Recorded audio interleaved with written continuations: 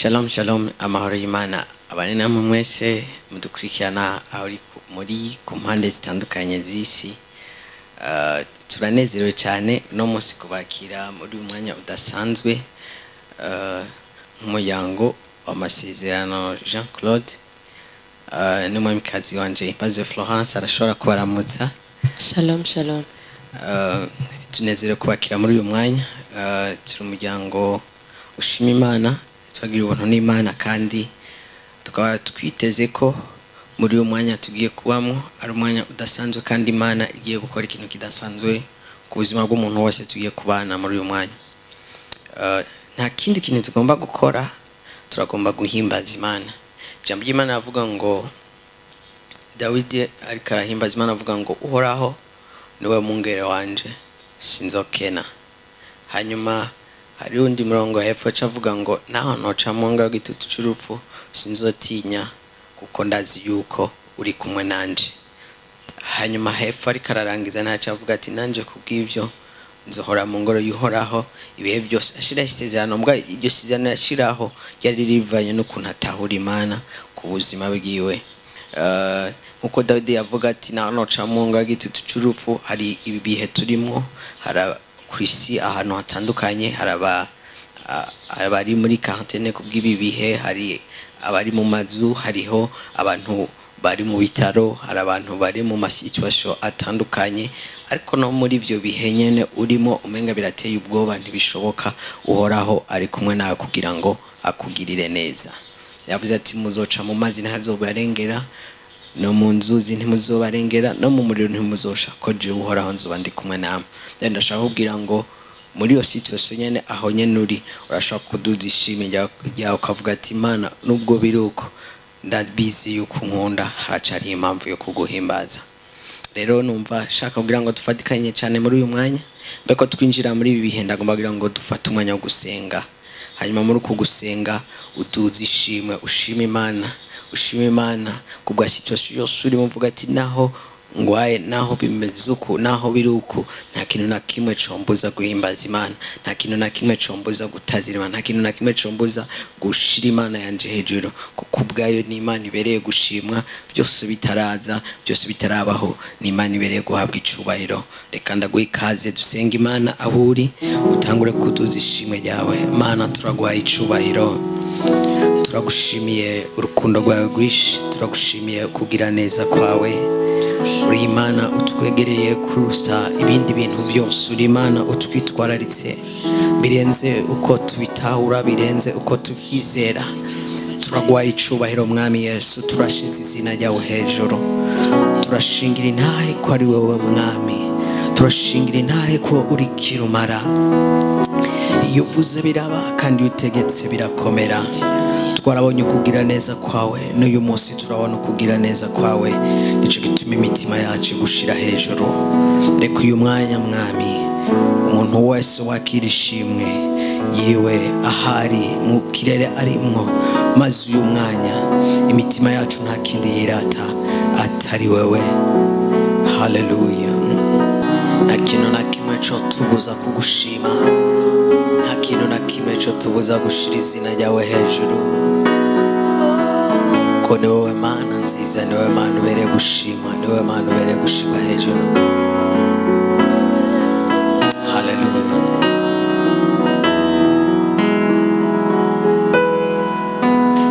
Nahisi yo hinduka, ivyo nje bigashira, naco ndera gutezura kukwisigira. Naho hoba mwishima, inzozi zigakama, naco mbuza kwatura ukwera kwawe. Sinzotinya ibiteye ubwoba, igorogota warabirangije. sinzotinya uri mu ruhande rwanje yasuwe turi kumwe ntakidashoboka ijambo ryawe nirizima mwami nirizima iyo uvuze biraba iyo utegetse mwami birakomera imisozi icika amataba ahumye haba amasoko yesuwe kuko ari wewe soko y'ubuzima sinzotinya ibiteye ubwoba igorogota warabirangije sinzotinya kuri mu ruhande rwanje yasuwe turi kumwe ntakidashoboka sinzotinya sinzotinya ibiteye ubwoba igorogota warabirangije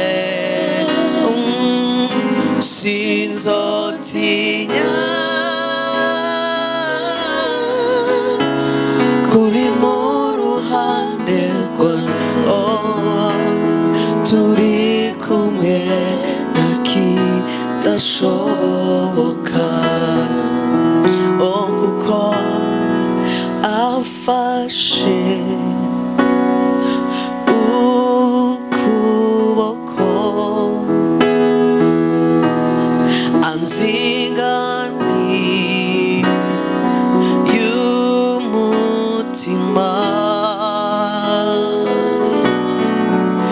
yashize ibirenge byanje kuri we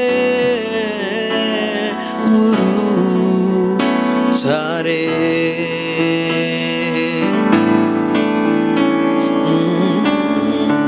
sifisi ico noti sifisi ico notinya oya nagihani cotsinda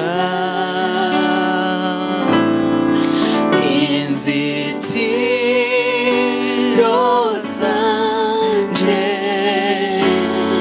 zanje zose asiho zakwa maso amfashe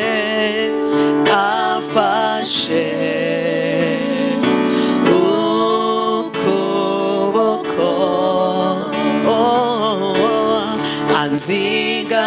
anzigamiye y'umutima yesuwe yashize ibirenge byanje kuri we urutare uwo mwami amfashe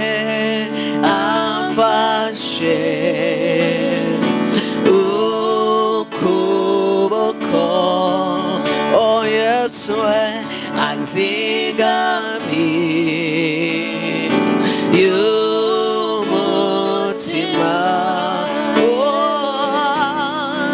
yashize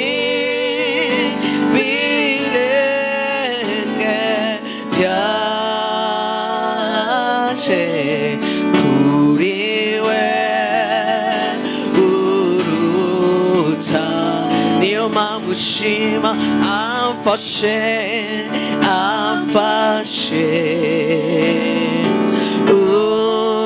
ukuboko umwami anzigamiye y'umutima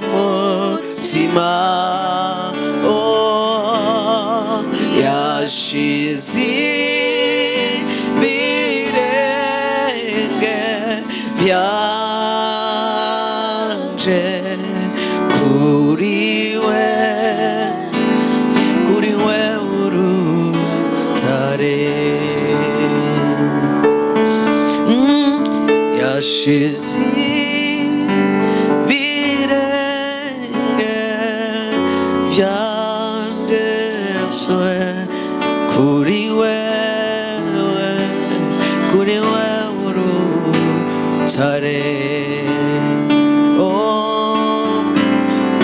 yashize ibirenge byanje kuri we urutare. Ico gituma ukwizera kwacu ntiguhagaze ku kintu na kimwe, ntiguhagaze ku byo tubonesha amaso, ariko kurahagaze ku rutare ni Yesu. Ibyo ducamo byose adufashe ukuboko, mu byo ducamo byose aratuzitiriye, ari mu ruhande rwacu. Ntidutega ubwoba n'iby'isi kiravuga, ntidutega ubwoba n'ibyo abantu bariko baravuga uyu munsi, ntidutega ubwoba n'ibyo tubonesha amaso, kuko ukwizera kwacu guhagaze ku rutare. Urutare ni Yesu. Uwo ni wamwizera ubuzima bwawe buragenda neza. Yesu ni wowe ndirimbo yacu, Yesu ni wowe vyizigiro vyacu. Hallelujah.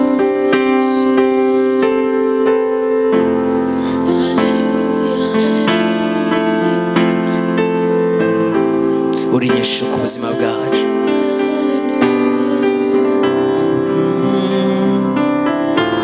Urabereye gushima Mana.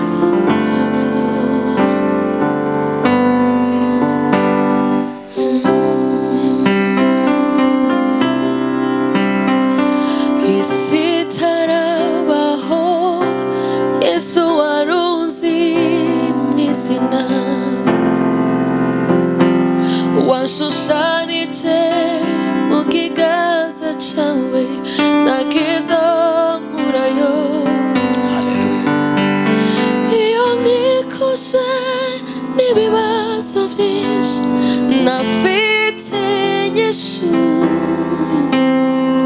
ndakwegera nkasenga nkibutswe isezerano.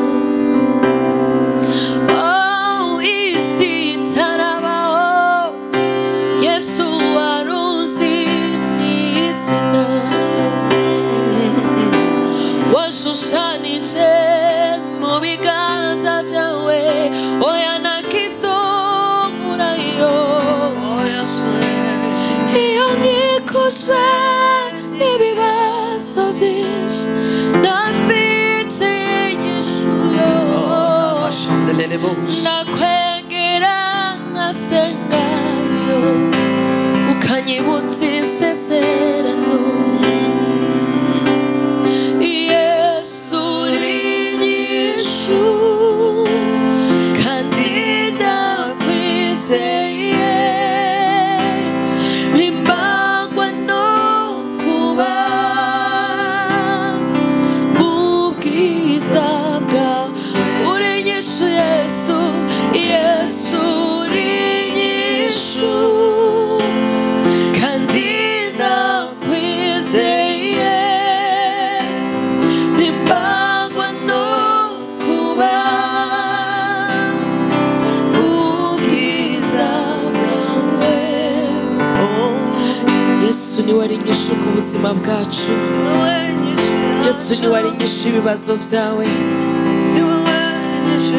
Ushobora kuba uri kuraca mu bihe bitandukanye, utabona inyishu, utabona inzira. Nagira ndakubwira ngo Yesu niwe nyishu ibibazo vyawe. Ni inyishu ku rugo rwawe, ni inyishu ku bana bawe, ni inyishu mu kazi kawe, ni inyishu mu bihe byose mu bintu byose wibaza ko bidashoboka Yesu arabishoboye nicyo gituma aho uri hose waba uri mu nzu waba uri ahandi hantu reka urimbane natwe uvuga ati isi itarabaho Yesu yaranze mu izina ushaka kuba wibaza ngo Imana ntikuzi kubera ko ibyo ucamo byakuremereye ariko nta kintu na kimwe Imana itazi Imana irabizi byose muri ibyo nyene niho hari inyishu ni Imana ikorera ntucike intege reka uririmbe ubyizere uvuga ati wowe warunze mu izina washushanije mu biganza byawe nta kintu na kimwe gishobora kunkurayo nta byago nta nzara nta biza bishobora kunkura mu Mana korona nishobora kunkura mu rukundo rw'Imana nishobora gutuma mvuga ngo mbega Imana iri hehe kuko nihiri Imana irishura aho nyene ubona ko hari ibibazo Imana iriteguye kumugirira neza reka ubyaturane natwe isi itarabaho twese hamwe isi itarabaho Yesu warunzi mu izina haleluya washushanije mu biganza byawe nakizamurayo iyo nikije n'ibibazo byinshi nafite inyishu nakwegera ngasenga nibutse isezerano Yesu uri inyishu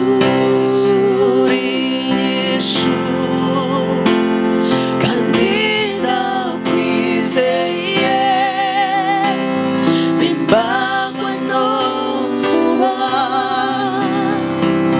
mu bwiza bwawe uri inyishu Yesu uri inyishu kandi ndakwizeye bimbangwa no kuba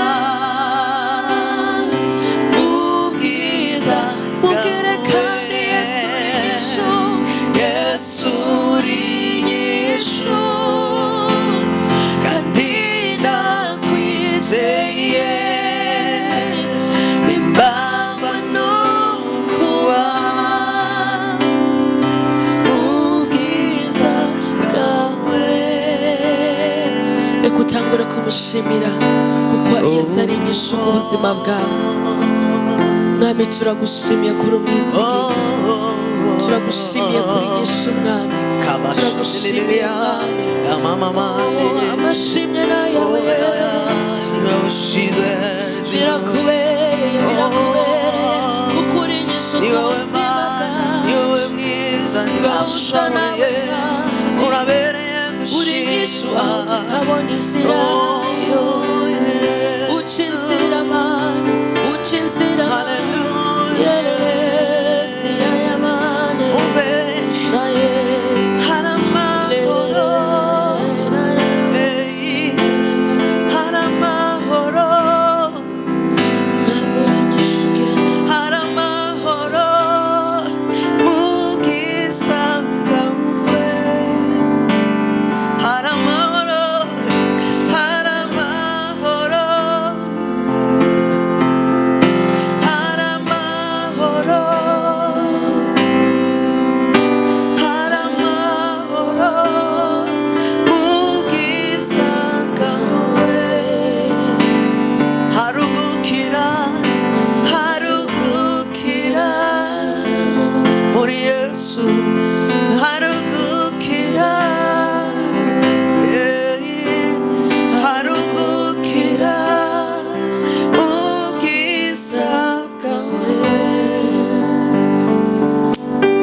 Murabere gushima murabere gushima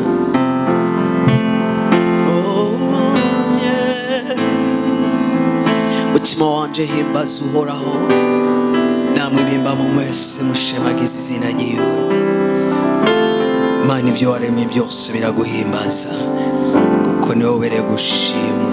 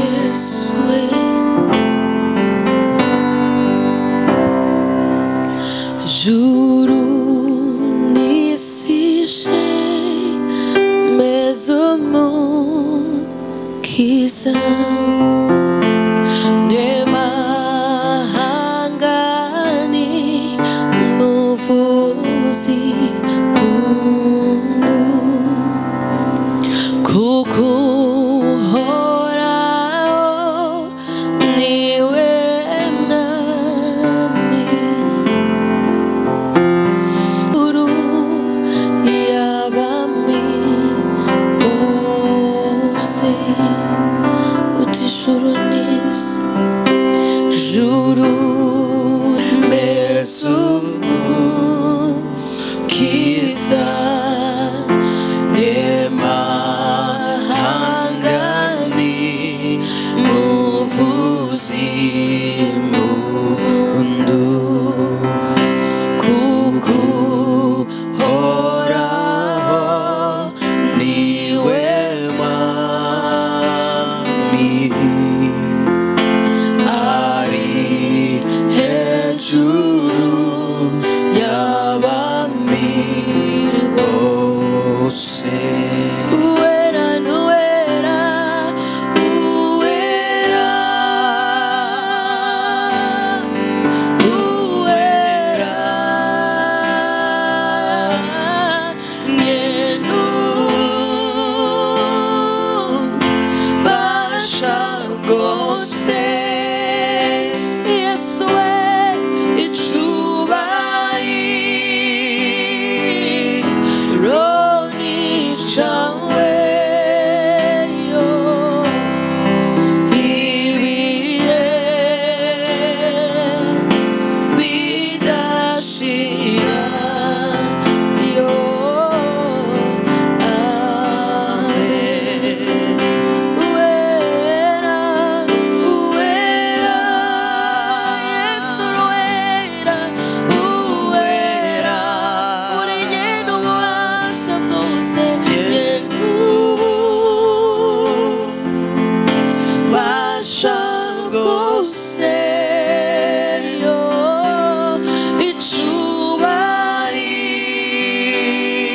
icubahiro ni cawe, yo ibihe bidashira,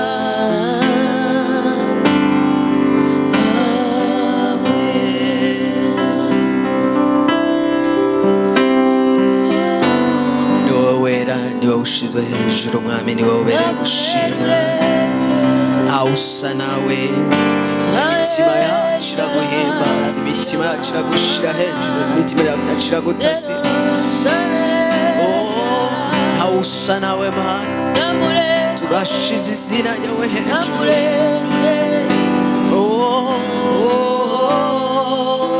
Yesu we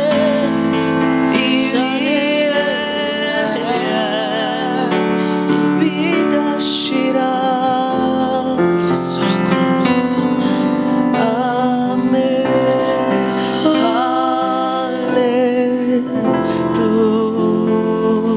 hallelujah,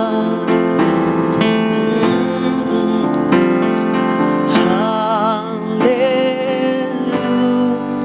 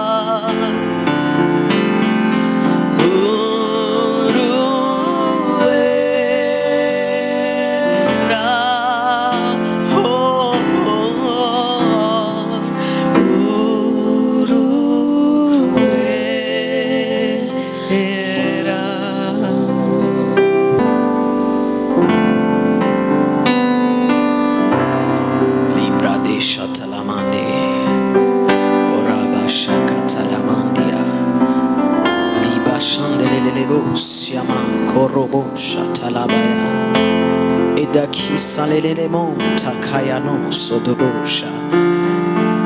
Halabosha katalalala sendelele bosh. Yakusa kolena kebakisa lego shande. Santo lobo shakaya to sikale baenda. Hola nene sendelele kosi akaba sokaya. Hayuna kolosa ketalega. Sempakika kabako tokologo sandelele yakabadesa. Rembra kushata la la la sonta la la la mange kikeke go sokotolaya. Delelele sane amante siaba. Yakolobo shatalamande siyakayaba. Ndagomba ahuri aho nyene mu kibanza cawe urimo. Aho nyene ndagomba gusenga ku bwawe.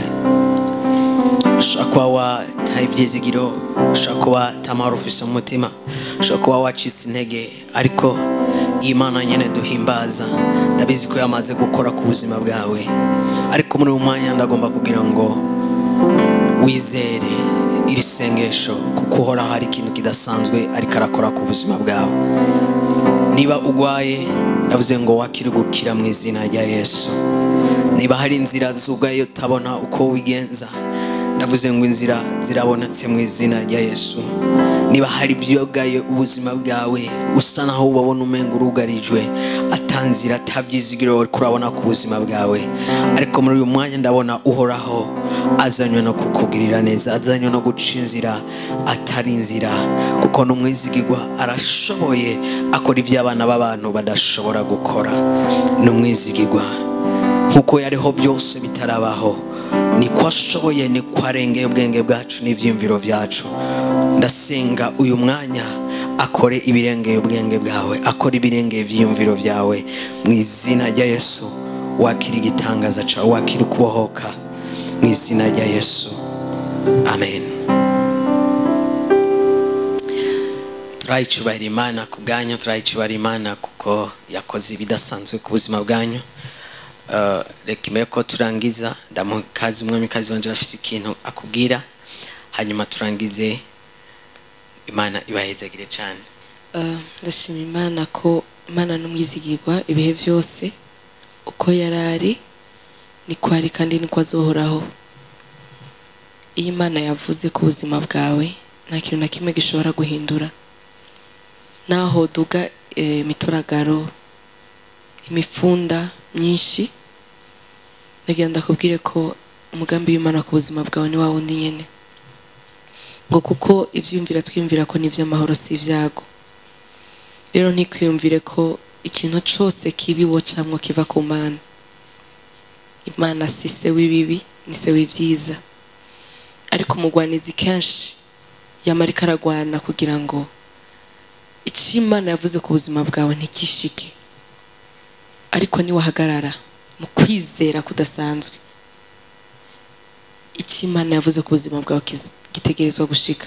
Muri mwagira kwizera kungana n'agatete ka sinapi. Urashaka kubwira umusozi ngo tembagara. Umusozi si imisozi tubona, ariko ni umusozi w'ibibazo ufise ku buzima bwawe. Umusozi w'ubugumba, umusozi w'amarira y'ugwanko, ishari, n'umusozi w'amajambo uvugwa hirya no hino ugasanga araguca intege. Ni misozi ubona ukwisiri kwiragenda ugasanga ukwizera kwawe kurasubiye hasi. N'umusozi w'inzara, n'umusozi wo kubura amafaranga, n'umusozi sinzi ngene novuga. Umuntu wese arafise ikintu mu buzima bwiwe agwana naco, ariko nagira ndakubwira ngo ni wahagarara mu kwizera, uko kwizera kurashobora gukura uwo musozi imbere yawe. Amen. Hakaza amataba, ugahagarara wemye, vya bibazo bikavaho, wa musozi ugatembagara ukagwa mu kiyaga. Nagira ndakubwire ngo kubera ukwizera kwawe ivyo byose birashoboka, kandi uyu munsi nyene ni wamwizera urabona ubwiza bw'Imana. Imana ibahezagire. Turakunda cyane, turabubashe cyane. Turashimiye Bondian Gospel TV ku kajyo nk'akaduhaye. Niteka ridasanzwe ku muryango wacu. Turabashimiye cyane. Imana ikomeze guhezagira ibikorwa byanyu, ikomeze kubyagura. Shalom. Shalom.